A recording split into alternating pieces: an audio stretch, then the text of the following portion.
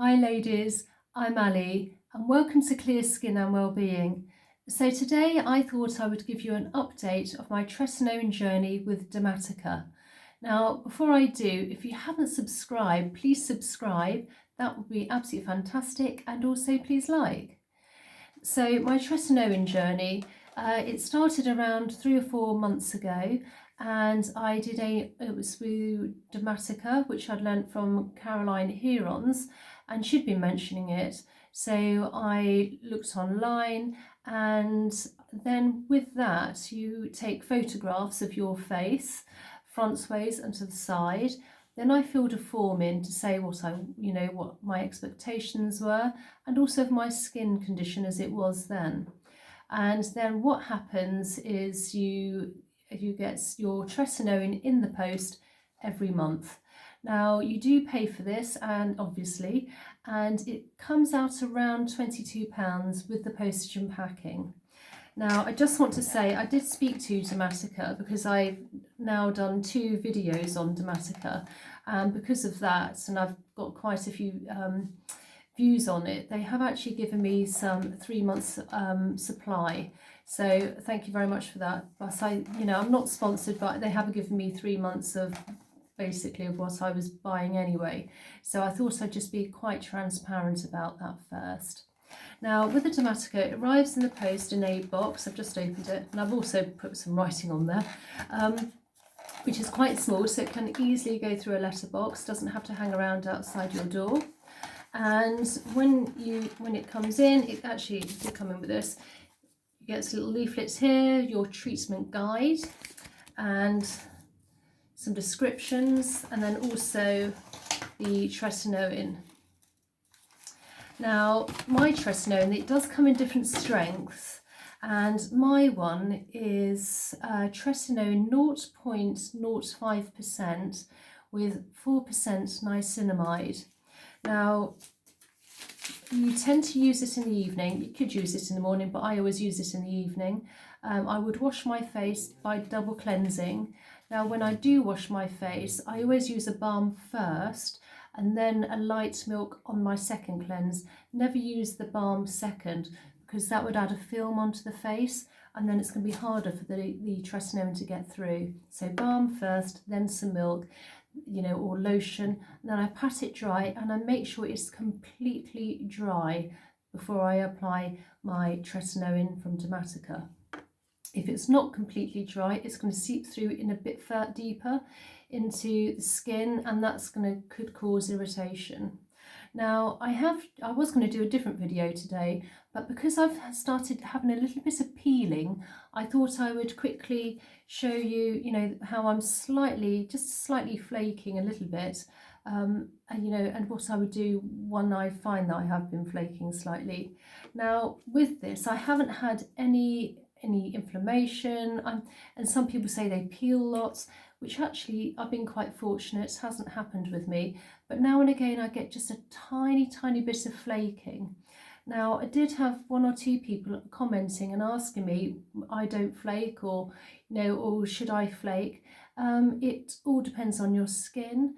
As I say, I don't flake that much anyway, and just now and again I just get a tiny bit of flaking here, and I can see, I don't know if you can see in this light, just a tiny bit just here.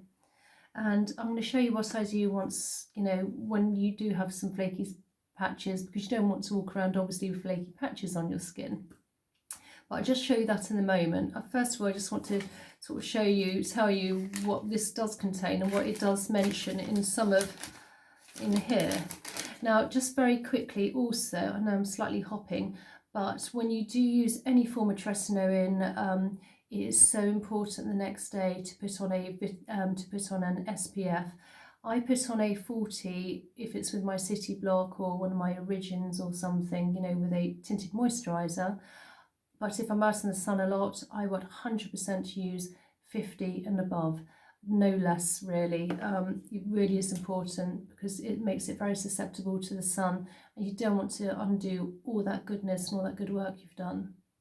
Now it does say here, I've been looking at this, tretinoin and the package, because it does come in different strengths. It starts from a 0.01%, and it can go up to 0.1%. I'm kind of in the middle with a 0.05% with the niacinamide. So it says here, I'll tell you what it says about niacinamide and tretinoin.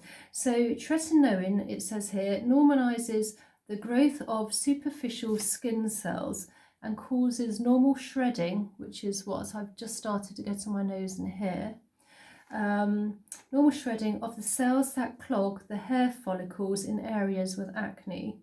This prevents the buildup of sebum and the formulation of early acne, lessens blackheads and whiteheads. So it just regenerates basically the skin turnover, which does slow up as you get older, and it just speeds it up slightly, hence why you may start getting flakiness also. Now the niacinamide treats pimples and spots by anti-inflammatory activity, which reduces swelling, redness and tenderness. So that also helps with, pores and spots. So it's such a good one. So it does come with all your, your gump, if you like. So it's always good to read that. So going back to my journey with niacinamide and my tretinoin. Now I'm on the 0.05 at the moment, and I'm going to wait till around October, November time when the sun's not so strong, and then I might actually go up another stage further. For me, I'd rather do it in the autumn, getting into the winter, so I don't want to go too strong and then you're out in the full sun. So I'd rather just wait until it's not so bright in the light, and then I'll probably go up another stage in the autumn. Plus I would have been using the tretinoin, the 0.05 for a few months then. So my skin's very used to it, and I'm also used to how it reacts to my skin and my face. So now I've washed my face and I've put on my vitamin C, and that's when I noticed I had the flaking. So what I'm going to do now, before I apply my SPF, is I think it's quite important, especially when you have flaking, just to put a bit of serum on. Now there's different types of serums, and to be honest, I chop and change. But the one I'm using, again, I'm not sponsored on this, is the Gao, because I've just got it hanging around, and it's the anti-aging multipeptide serum. As I say, you could put a hyaluronic acid on, just something really, just kind of nice and soothing. Not that it's irritating, but I just don't want anything which is going to make it, more flaky. So I'm just going to let me see, the sun's starting to come out now, sort of fighting against the sun. So just a couple of drops,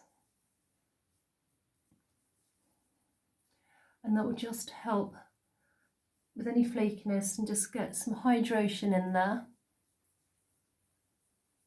I mean, you could use an oil as well, but because I'm about to go out, I don't really want to be walking around with an oily face. If it was in the evening, I would most definitely apply an oil. As I say, it would be either an organic rosehip oil, which is one of my favourites, or it would be the prickly seed pear, again, which is lovely. I might put a tiny bit more on. It does spurt out a bit on these. I'll put a bit on my neck as well, because it's always important to do the neck. Right, and now I'm ready for my SPF. So there we are. Hopefully that's I've told you some information. If there's anything you would like to comment on, please comment down below. But I thought it was quite important today just to sort of give an update of my tretinoin journey, and also you can get inflammation aggravation. I've been quite lucky, but I just apply 5 times a week, and I'm very careful with what I'm applying on afterwards as well, but also applying an SPF in the morning. So there we are. I hope you enjoyed this video. Again, if you haven't subscribed before, please subscribe, and also please like, and I will see you in the next one. Okay, bye.